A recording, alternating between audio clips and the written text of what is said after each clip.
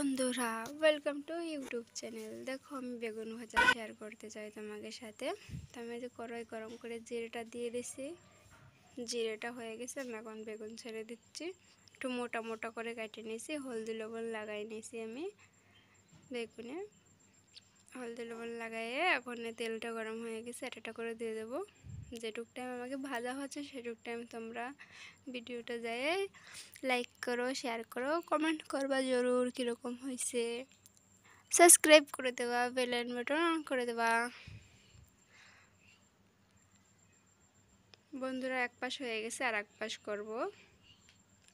এরকম দারুণ লাগে খাতি। দেখো বন্ধুরা, এই পাশ হয় না এখনো। দেখো হয়ে গেছে।